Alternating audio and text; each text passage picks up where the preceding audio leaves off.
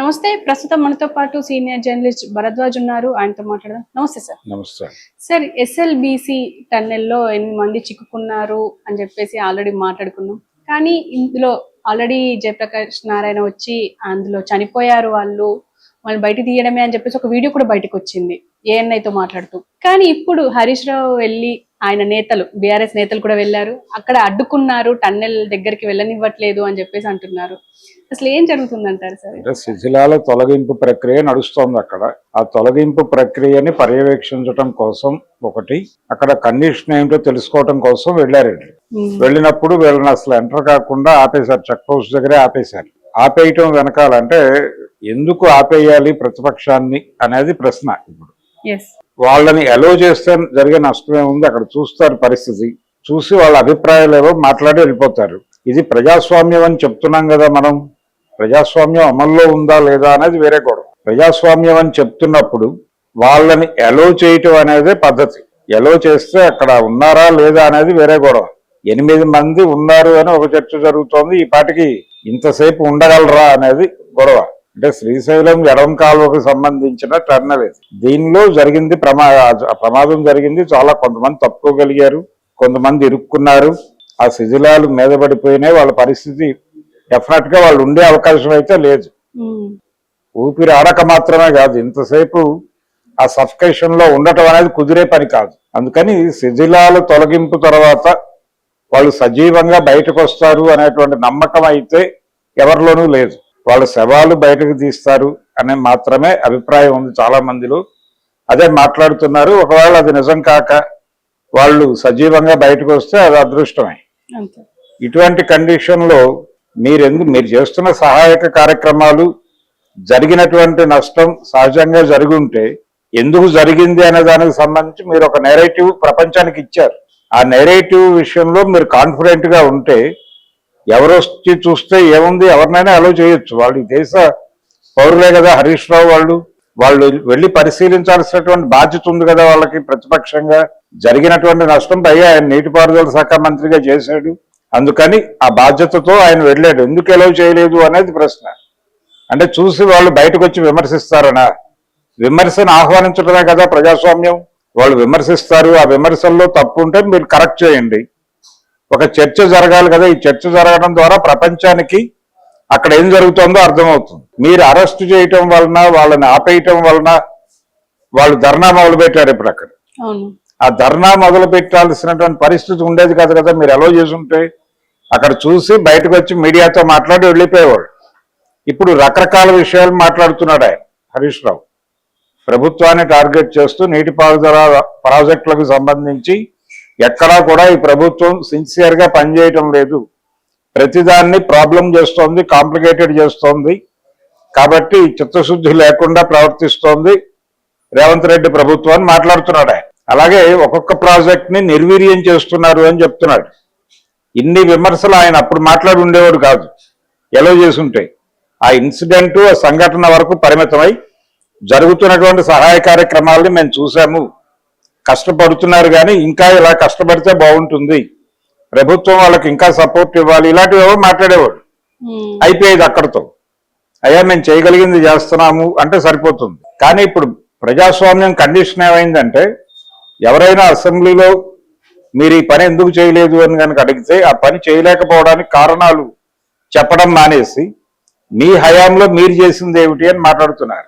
ప్రశ్నకి ప్రశ్నతో ఎదుర్కోవటం, ప్రశ్నని ప్రశ్నతో ఎదుర్కోవటం అనేది ఒక ప్రోగ్రామ్ గా మారిపోయింది. కానీ డిస్కషన్ జరగట్లా, చర్చకి అవకాశం ఇవ్వట్లేదు. ఇవ్వకుండా ఎక్కడ ఏ రోడ్డు అయినా మూసేయడానికి ట్రై చేస్తున్నారు. ఆ మూసేసే ప్రయత్నంలో భాగమే ఇప్పుడు వీళ్ళని ఎలో చేయకపోవడం అనే దాన్ని మనం ఒక జనరల్ ఫినామినాగా చూడొచ్చు. బీఆర్ఎస్ హయాంలో కాంగ్రెస్ వాళ్ళు వెళ్ళినా ఎలో చేసి ఉండేవాళ్ళు కాదు. చాలా చోట్ల అదే జరుగుతోంది. ఏపీలో జరుగుతున్నటువంటి వ్యవహారాల్లో కూడా ప్రతిపక్షం ఎక్కడైనా అబ్జర్వేషన్కి వెళ్తే వాళ్ళని ఆహ్వానించాలి. వీళ్ళు అఖిల పక్షాన్ని తీసుకెళ్లి అక్కడ జరిగిన పరిస్థితులు ఏంటో వివరించాలి. ప్రజాస్వామ్యంలో రాజకీయ పార్టీలే కదా మాట్లాడాల్సింది. జరుగుతున్న విషయాలు మీరు వాళ్ళకి ఎక్స్ప్లెయిన్ చేయడం కోసమే కదా అసెంబ్లీ అనే వేదిక పెట్టుకున్నారు. అంత బ్రాడ్ గా ఆలోచించే ప్రజాస్వామ్యంలో ఒక ఇన్సిడెంట్ జరిగినప్పుడు అక్కడికి ప్రతిపక్ష పార్టీలని అలో చేయకపోవడం అనేది ఎలా కరెక్ట్? వాళ్ళని అలో చేయటం మాత్రమే కాదు, వాళ్ళని దగ్గరుండి తీసుకెళ్లి చూపించాల్సిన బాధ్యత ఉంది వాళ్ళకి, అధికార పార్టీకి. అయ్యా జరిగిన నష్టం ఇది, ఈ కారణం చేత జరిగింది, ఇదిగో దానికి రీజన్స్ ఇవి, ఇదిగో మేము చేస్తున్న కార్యక్రమాలు ఇవి, దీనిలో ఏదైనా మీకు మీ దగ్గర అడ్వైజర్స్ ఉంటే మాకు ఇవ్వండి, వాటిని ఫాలో అవుతాం అంటే ఎంత డెమోక్రటిక్ గా ఉంటుంది. అలా ఎందుకు వ్యవహరించట్లేదు? పైగా ప్రజాస్వామ్యానికి మేమే కేర్ ఆఫ్ అడ్రస్ అని మాట్లాడతారు కాంగ్రెస్. మరి రేవంత్ రెడ్డి గారు ఆ కాంగ్రెస్ వారసత్వాన్ని తీసుకున్నవాడు, ప్రతిపక్షం ఒకవేళ పట్టించుకోకపోతే ప్రతిపక్షం నోరు మెదిపిందా అని మాట్లాడతారు మళ్ళీ ఈయనే. వాళ్ళు మేము చూస్తాం మొర్రో అంటే తీసుకెళ్ళడానికి వీళ్ళకి ప్రాబ్లం ఏంటి? అక్కడ ఏమైనా తప్పు చేస్తున్నారా వీళ్ళు? లేదు. ఆ జరిగిన ప్రమాదంలో వీళ్ళ జోక్యం, వీళ్ళ తప్పులు ఏమైనా దొర్లయ్యా కాబట్టి ఈ అనుమానం రాకుండా వీళ్ళని అసలు అలో చేయొద్దు అనుకుంటుందా? ఇన్ని అనుమానాలు జనాల బుర్రల్లో మొలుస్తాయి. ఇవి మొలవకుండా ఉండాలంటే మీరు వాళ్ళని అలో చేయాలి. వాళ్ళు చూసి 4 సలహాలు ఇస్తే స్వీకరించండి ఇష్టమైతే, లేదంటే వదిలేయండి గాల్లో. మీ పని మీరు చేసుకుంటూ వెళ్ళిపోండి, కాదన్నవాడు ఎవడూ లేడు. మిమ్మల్ని ఇబ్బంది పెడితే, లేదు అక్కడ స్టాఫ్ని ఇబ్బంది పెడితే నేరుగా ఒక కేసు బుక్ చేసి వాళ్ళని విధి నిర్వహణలో ఉన్న ఉద్యోగుల్ని ఇబ్బంది పెట్టారు అని ఒక సెక్షన్ పెట్టి లోపల వేసేయచ్చు. అది నాన్ బెయిలబుల్ కేసు, చాలా రోజులు ఉంటారు లోపల. ఆ పని చేయకుండా అసలు అడ్డుకోవడం ఏమిటి? దగ్గరికి వెళ్లకుండా వాళ్ళు ధర్నా చేసి ఇప్పుడు ఇష్టం వచ్చినట్టు మాట్లాడుతున్నారు ప్రభుత్వాన్ని. ప్రభుత్వం మీద విమర్శలు చేయించటమే మీ ఉద్దేశం అయితే అక్కడికి వెళితే జనరల్ టాపిక్ మాట్లాడేవాళ్ళు కాదు, వాళ్ళు అక్కడ వరకు కన్ఫర్మ్ అయ్యేవాళ్ళు, ఆ ఇన్సిడెంట్ వరకు మాత్రమే పరిమితమై మాట్లాడేవాళ్ళు. ఇప్పుడు మీరు ఆపేయటం వలన వాళ్ళు ధర్నా చేస్తూ స్ట్రైట్ లో జరుగుతున్న అన్ని విషయాల గురించి రివ్యూ చేస్తున్నారు. అందుకని రేవంత్ రెడ్డి గారు ప్రజాస్వామికంగా వ్యవహరించి బీఆర్ఎస్ వాళ్ళని అలో చేస్తుంటే బాగుండేది హరీష్ రావు వండుకొని. పైగా ఆయన మాజీ నీటిపారుదల శాఖ మంత్రి హోదాలో వెళ్ళాడు అక్కడికి, అందుకని ఆయన్ని డెఫినెట్ గా అలో చేసి ఉండాల్సింది. కానీ సార్ అంటే నీటిపారుదల శాఖ వర్క్ చేశారు కాబట్టి ఆయన మంత్రిగా, కానీ ఏమంటున్నారంటే ఆయన టైంలో ఏం చేయలేరు, దాన్ని అలాగే వదిలేశారు, వదిలేయడం వల్లనే ఇప్పుడు మళ్ళీ స్టార్ట్ చేసరికి ఇలాంటి అఘాయిత్యాలు జరిగాయి అంటున్నారు. ఇదే అంటే మీ హయాంలో మీరు చేసింది ఏమిటి? ఇప్పుడు ఈ ప్రమాదం గురించి ఎవరైనా అడిగితే గత ప్రభుత్వం మీదకి నెట్టేయటం అనేది ఒక ప్రోగ్రామ్ గా మారిపోయింది. ప్రతి ఏ విషయమైనా సరే గత ప్రభుత్వం అనేస్తే సరిపోతుంది. ఇది ఎలా తయారైందంటే, ఒకసారి పుష్కరాల టైంలో పుష్కరాలకి నీళ్లు రాలేదు, ఇంకా నదిలోకి నీళ్లు రాలేదు ఏమిటండి అని ఒక విలేకరు ఒక మంత్రి గారిని అడిగితే గత ప్రభుత్వ హయాంలో జరిగిన లోపాలు అని మొదలుపెట్టాడు ఆయన.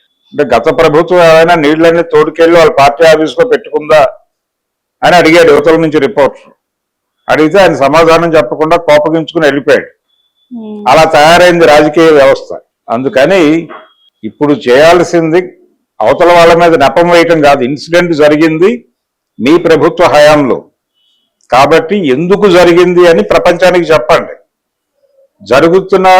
జరిగినటువంటి పని తర్వాత అక్కడ మీరు తీసుకుంటున్నటువంటి మెజర్స్ ఏమిటి, యాక్టివిటీ ఏమిటి అనేది చెప్పండి. అది వాళ్ళకి వివరించండి. ప్రధాన ప్రతిపక్షంగా ఉన్నారు వాళ్ళు సభలో, కాబట్టి వాళ్ళని మీరే తీసుకెళ్ళి అన్ని రాజకీయ పార్టీలను తీసుకెళ్ళాలి.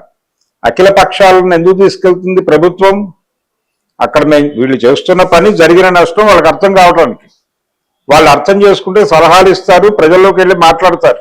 ప్రజల నుంచి ఏదైనా సహకారం కావాలంటే వాళ్ళు ఏర్పాటు చేస్తారు. అందుకని అఖిల పక్షాలను తీసుకెళ్తారు. ఏదైనా పెద్ద ప్రమాదం జరిగినప్పుడు గతంలో జరిగేది, ఇప్పుడు జరగడం లేదు. ఇప్పుడు మేము చూడటానికి వెళ్తున్నామని అలౌ చేయట్లేదు.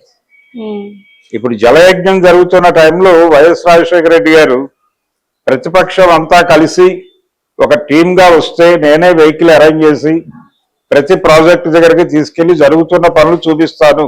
అలా కొంతమంది ఒక టీమ్ గా ఏర్పడ్డారు. ఆ టీం తీసుకెళ్లి ప్రతి నెల 2 నెలలకో ఒకసారి తీసుకెళ్లి జరుగుతున్నటువంటి ప్రాజెక్టులు, పని జరుగుతున్నటువంటి తీరు వాళ్ళకి అర్థమయ్యేలా చూపించి తీసుకొచ్చేవాళ్ళు. వాళ్ళు ఇక్కడికి వచ్చి ఒక్కోసారి ప్రెస్ మీట్లు పెట్టి కూడా మాట్లాడేవాళ్ళు. జరుగుతున్న పనుల్లో కొంచెం తప్పులు జరుగుతున్నాయి, ఇలాంటివి మాట్లాడేవారు. కానీ ప్రతిపక్షం కళ్ళు మూసి ప్రాజెక్టులు నడపడం ఏంటి మీరు? పైగా సహాయక చర్యలు, అక్కడ మనుషులు ఇరుక్కున్నారు, వీళ్ళకి బాధ్యత ఉంటుంది కదా. వీళ్ళు ఇదే రాష్ట్రంలో ఉన్నటువంటి రాజకీయ పార్టీకి చెందిన ప్రతినిధులు, వాళ్ళకి ఖచ్చితంగా అవకాశం ఇవ్వాలి. అవకాశం ఇవ్వను అనడం నియంతృత్వం అవుతుంది. మీరు ప్రజాస్వామికంగా వ్యవహరించదలుచుకుంటే వాళ్ళని అలౌ చేయటం వలన మీకు వచ్చిన నష్టం ఏం లేదు ఇప్పుడు జరుగుతున్న నష్టంతో పోలిస్తే. ఓకే. అది అర్థం చేసుకోవాలి. అది అర్థం చేసుకోకుండా మీ హయాంలోనే జరిగింది ఈ తప్పులన్నీ, మీరు సరిగా పరిపాలించకపోవడం వలన ఇప్పుడు ఈ టన్నెల్ కూలింది, ఈ నష్టానికి కారణం ఈ 8 మంది కాదు, ఇంతకుముందు గాయాల పాలైన వాళ్ళ పరిస్థితి ఏంటి, ఈ మరణాలన్నిటికీ మీరే కారణం అని చెప్పేసి ఒక శ్వేతపత్రం విడుదల చేయమనంటే వాళ్ళ వల్ల కాదు, ఆ పని చేయరు. ప్రజాస్వామ్యం మీద గౌరవం ఉంటే ప్రతిపక్షాల విమర్శలకి, ప్రతిపక్షాలు ఇచ్చే అడ్వైజర్స్ కి ఖచ్చితంగా తల వంచి వినాల్సినటువంటి అవసరం ప్రభుత్వానికి ఉంటుంది. బుల్డోజ్ చేసుకుంటూ వెళ్ళటం అనేది ప్రజాస్వామిక మెథడ్ కాదు, అది నియంతృత్వం తాలూకా లక్షణం. ఆ లక్షణం పాలక వర్గాల్లోకి రాగానే ప్రతి పార్టీకి వచ్చేస్తుంది ఆ జబ్బు. ప్రస్తుతం కాంగ్రెస్ పార్టీకి ఆ జబ్బు సోకి ఉంది.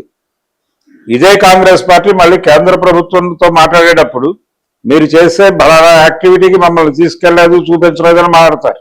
ఇక్కడికి వచ్చేసరికి చూస్తామన్న వాళ్ళేమో తీసుకెళ్లి పక్కన కూర్చోబెట్టారు, వాళ్ళు ధర్నా చేస్తున్నారు ఇప్పుడు.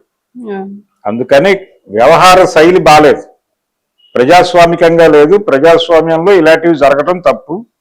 ప్రజాస్వామ్య పరిరక్షణ కోసం ప్రజలు నడుము కడితే ఇలాంటివన్నీ పట్టించుకుని రేపు పొద్దున మీ పార్టీని ఓడించే ప్రమాదం ఉంటుంది.